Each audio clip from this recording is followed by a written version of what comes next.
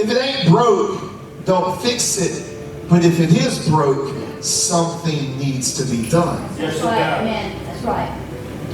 We're broke. Yes, you know. We are a disgraced nation. Yes. Come on. We're the laughing stock of the world right now. We are. It's a disgrace. Why is it a disgrace? Well, Proverbs 14:34. Because we have allowed sin to run rampant within our land, and we've done nothing about it. What can we do? Well, there are a few things I think we as Christians should do. Let's go to Philippians chapter 2, verse 15.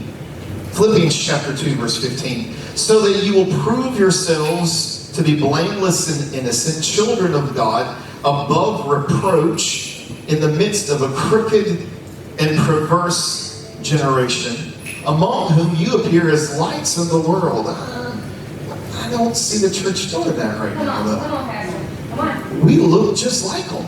Think about it. Come on. We talk just like them. Amen. Come on. We walk just like them. Come on. We live our lives exactly like them. They can't tell a difference between me and anybody else.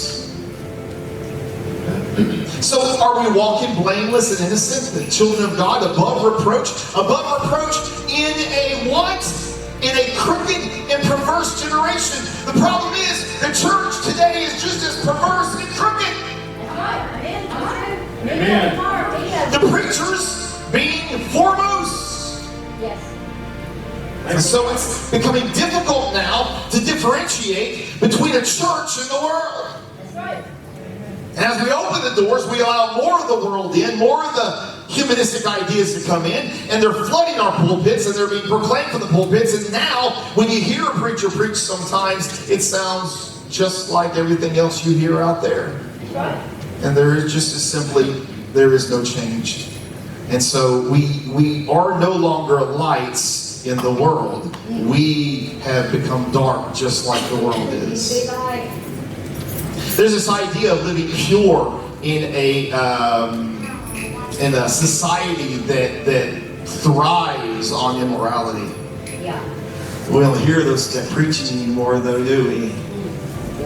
We don't hear the preaching of, are you living a pure life? Are you taking care of your thoughts? Are you pushing back on sin?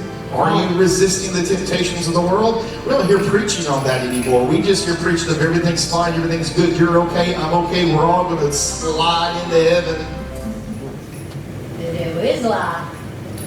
There's this idea, man, back in the day, back in the holiness days, I was born and raised in Nazarene, where we sang the song, Holiness unto the Lord is our watchword and song. Holiness unto the Lord as we're marching along. Sing it, shout it loud and long. Holiness unto the Lord now and forever.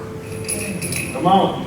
We no longer sing about holiness. We no longer preach about holiness. We no longer seek after holiness. We just look like everybody else. So there's no light. There's no light at all.